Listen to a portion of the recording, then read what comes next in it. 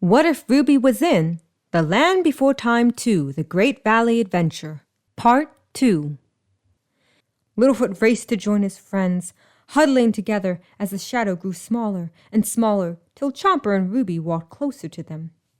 Are you all right? All right you are? Chomper! Ruby! Chomper? What's a chomper? That is his name, silly. Me like you, Chomper! Petrie fluttered down to hug Chomper's face. You hero! Chomper, I'd like you to meet my friends, or should I say our friends. This is Sarah, Ducky, Petrie, and Spike.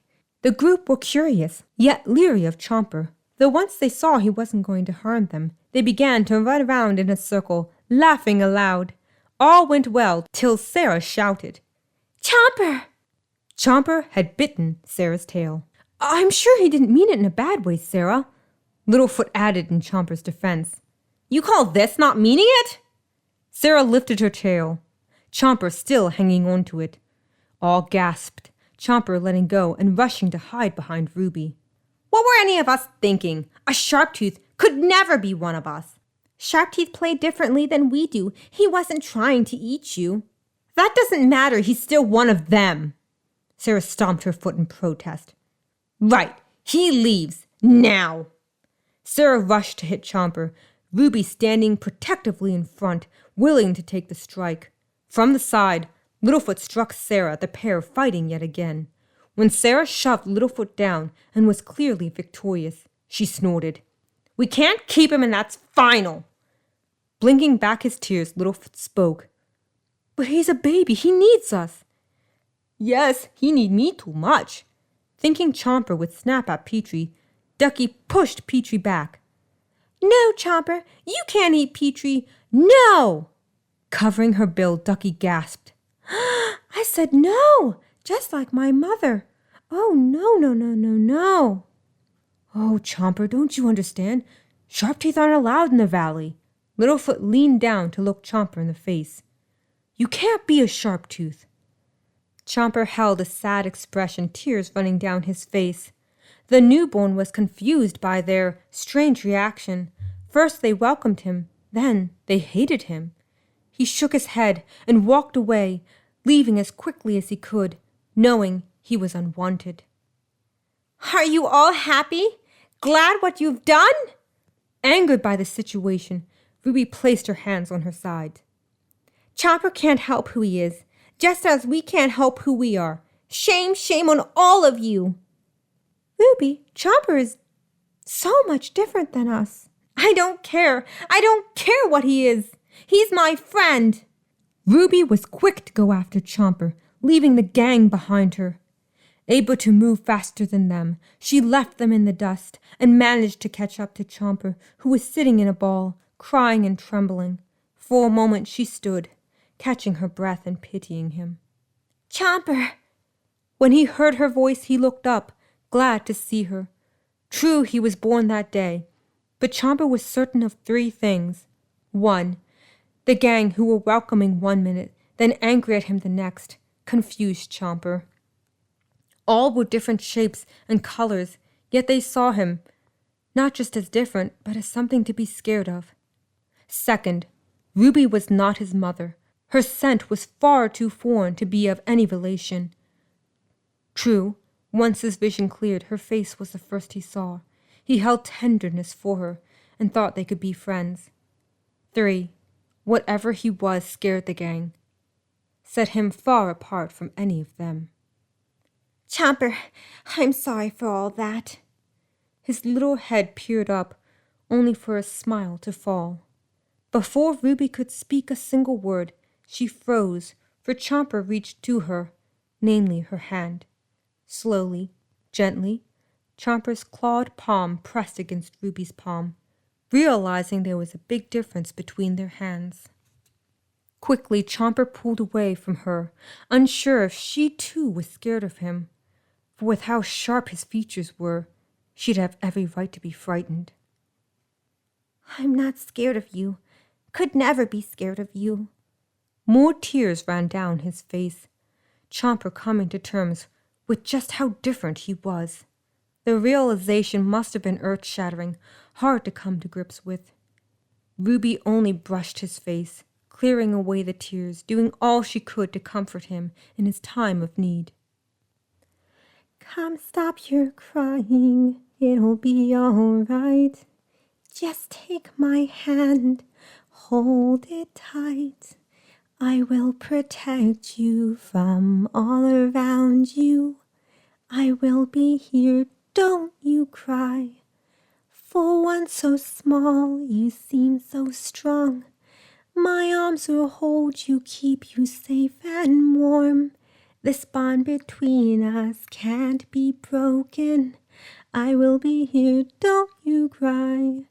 'Cause you'll be in my heart. Yes, you'll be in my heart. From this day on, now and forevermore. You'll be in my heart. No matter what they say, you'll be here in my heart always. While he couldn't talk, Chomper leaned into her, his sobbing dying out as he clung to her. Always. She held him close and wished the others saw him as she did. That Chomper was sweet, curious, adorable, and completely harmless. They sat for a while, Ruby getting up to take Chomper to her parents. Before she rose, the ground shook and the mountain spewed smoke. Ruby held Chomper's hand and took him from the danger, keeping far away as the lava flowed from the top of the mountainside. I wonder where the gang went. Ruby gasped by what lay ahead. A pair of sharp teeth were in the great valley. Keeping Chomper close, she spotted her friends among the forest. The adults showed up at the mention of danger and were in the process of running the sharp teeth off. Glad to be safe, the gang left the forest to congratulate the adults, who gathered to discuss the serious situation as to why or how the sharp teeth got in. Ruby was about to go when she put two and two together. It's no coincidence they're here, is it? Come, we must find my parents, Chomper. They'll know what to do. Both stopped and were surprised when they heard Littlefoot. Chomper! He was out of breath when he caught up to them, surprised Ruby was still with Chomper. Ruby? Well, someone had to look after him, and none of you were going to do it. You're right, okay? I was wrong. We were wrong to hurt Chomper. Huh. What? It's much easier to admit I was wrong to you than admitting failure to Sarah. That's because I don't rub it in your face. Right. Well, the adults are getting ready to close up the opening. Thunderous footsteps shook, and they jumped with fear, for looming behind the towering trees were a pair of sharp teeth. Run! They took off, Ruby running across the log, Littlefoot following and dropping through. She turned back and rushed to help him. Littlefoot grunted, and his leg was stuck, breaking through a rotten and feeble section. Ruby leaned in and yanked Littlefoot's leg out, helping him climb atop the sturdier section. In the time it took to free Littlefoot, the sharp-teeth were upon them and gazed down at them, roaring back and forth terrifyingly. Before the sharp-teeth could devour them, Chomper rushed out and let out a vicious sound, warning the pair to stay away from his friends. Chomper, no! Ruby tried to grab him, only to stop. The sharp-teeth didn't harm him, and leaned down to observe and sniff at the growling Chomper. Then something unusual happened. The sharp-teeth licked him tenderly, letting out small purrs. Whoa, they must be his mother and father. I knew it. Ruby watched with a warm smile, Chomper jumping onto the female's muzzle, glad to reunite with his parents. At first, Ruby was sad to see him leave, yet knew it was for the best. Chomper waved and held an equally sad expression, hating to part with her, too. There was no time to shed tears. Ruby turned her attention to Littlefoot's leg, tending to the wound. Right, shall we go home? Yeah. Littlefoot inspected the wrapped leg. Thanks, Ruby. They rose and froze suddenly, the brush rustling before a pair of figures stepped out. It was Ozzy and Strut, the brothers glaring at the pair. "We've had it with you kids! It's time to make you pay once and for all." Run! Ruby ducked and tripped Strut, clearing a path for them to flee. Littlefoot lagged behind and was jumped by the brothers, who managed to pin him down. Littlefoot!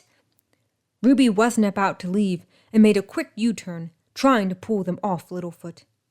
"I must say she certainly has some spirit." Turning his attention from Littlefoot to Ruby, Ozzy grabbed and threw her harshly into the closest tree, stunning her enough to overpower her. "Ozzy, can we throw him off the Great Wall? Can we? "Why, yes." Ozzy smiled mischievously, picking up the half-unconscious Ruby, Strut dragging Littlefoot along. "For once you've got a good idea, brother." Unable to keep her eyes open, Ruby passed out. When she stirred, she tried to move, unable to rise. Her vision cleared to find thick vines bound her wrists in front of her. She sat up fast by the shouting of Littlefoot, who was dangled over the great wall by Strut. "Littlefoot, let him go, you horrible egg stealers!" Ruby attempted to bite at the vines. Well, look who's awake." Ozzy left Littlefoot for Strut to hold while he approached Ruby, grabbing her bound wrists. "Nice of you to join us, miss." "Let him go!" "Indeed, where are my manners? Ladies first." He yanked her toward the wall's edge, Ruby fighting him every step of the way. "I said let me go! Let me go is what you should do!" "Ruby!" Littlefoot was held back by Strut, unable to aid her. "You cruel male!" She kicked her legs and tried to pull her arms free, knowing there was only one way to get loose. Her beak bit into Ozzy's hand, and he yelled, still keeping a tight grip on her. "How vile!" He drew his free hand back and slapped her harshly across the face, the force knocking her down. "You must have hung around that sharp tooth for far too long, my dear. Seems you become rather savage." "Ozzy!" Strut whimpered and let Littlefoot go, pointing to a large shadow. "Oh, come on, are you fooling for that trick again?" Ozzy noticed Chomper atop a rock, the boy roaring and baring his fangs defensively. "Look, it's as the little three-horn said, he's only a hatchling." Ozzy dropped Ruby and focused on getting Chomper. "No! Ruby clung to Ozzy's leg to keep him back, being dragged along. No, leave him alone!" "Chomper, run!" Littlefoot added. "Why do you care for that monster's well-being?" Ozzy kicked Ruby away, her body sent rolling across the earth. "He's a predator, your prey. Have you gone mad?" Before Ozzy could strike her again, Chomper dashed forward and stood in front of her, growling and snapping when Ozzy reached for him. From the sideline, Littlefoot was surprised by how Chomper stood his ground against Ozzy, considering Chomper was just a baby. Sitting up, Ruby rubbed the spot Ozzy struck, and tears ran down her face from both shock and pain. The knowledge of Ruby being hurt set Chomper off. A protective instinct compelled him to force the threat away from her, from Littlefoot. The brothers jumped back at every snap of Chomper's jaw, driving them closer toward the wall. The brothers were so busy watching Chomper, they never saw the set of sharp-teethed parents from behind, who leapt up and bit at them. Hollering in terror, the brothers ran for their lives, Chomper's parents not too far behind. "Ruby, are you okay?" "Yes, we need to make sure Chomper catches up to his parents." Chomper easily ripped the vines from her wrists, hugging her affectionately. "We must hurry." "Yeah, the adults are planning to close the hole." Littlefoot looked at Chomper. "It's time for you to go. We can't take care of you anymore. We're just kids." Chomper licked his face. "I'll miss you too, Chomper, but this is for the best." "Go stall the adults. I'll be back shortly." Ruby got to her feet and took Chomper's hand, walking into the mysterious beyond. "Well, this is it. Your parents are waiting." Not too far away they stood, and Chomper pulled at her hand, wanting her to come with him. "Oh, Chomper, what would I give to live where you are? What would I pay to stay here beside you? What would I do to see you smiling at me? Where would we walk? Where would we run? If we could stay all day in the sun, just you and me, then I could be part of your world. Chomper hugged her and Ruby embraced him one last time, unsure if their paths would ever cross again. It was all so bittersweet. You belong in the mysterious beyond, and I belong in the great valley. Even if we're apart, I'll always be with you, and you'll always be in my heart, Chomper. Chomper's moist eyes looked up at her. Ruby? She wondered if she had imagined it. Here. She stood back and lifted her arm, reaching and plucking a feather off. She yelped, and Chomper's eyes were wide, glancing from her arm to the feather within her fingers. It'll grow back. Taking his clawed hands, she placed it in them. There. Now you'll always have a piece of me to go with you. He took it and held it close, nuzzling her tenderly. I'll miss you very much, Chomper. The sharp-teeth roared, Chomper peering back, then at Ruby. Slowly, he toddled away, Ruby standing and watching him go. Her eyes welled with tears, proud of the sharp-tooth he'd become. He defended her, showed a different side to their enemies, proving that perhaps they weren't so different after all.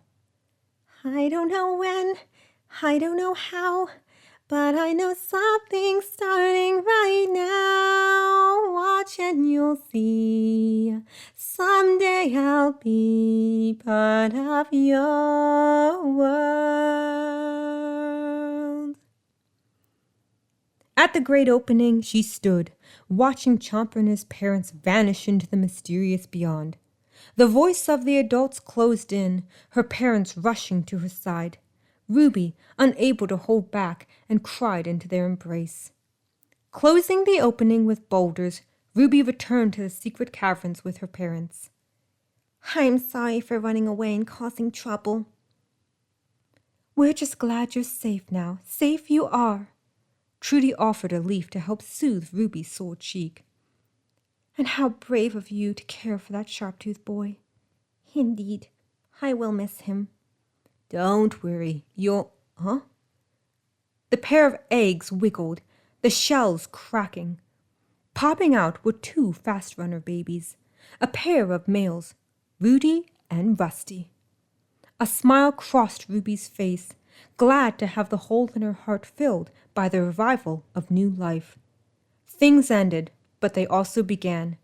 An ever-changing environment in the beautiful circle of life. Come, stop your crying, it'll be all right. Just take my hand, hold it tight. I will protect you from all around you. I will be here, don't you cry.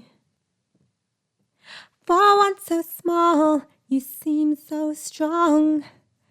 My arms will hold you, keep you safe and warm. This bond between us can't be broken. I will be here, don't you cry. 'Cause you'll be in my heart. Yes, you'll be in my heart. From this day on, now and forevermore.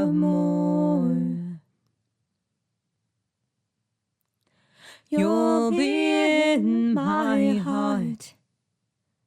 No matter what they say, you'll be here in my heart. Always.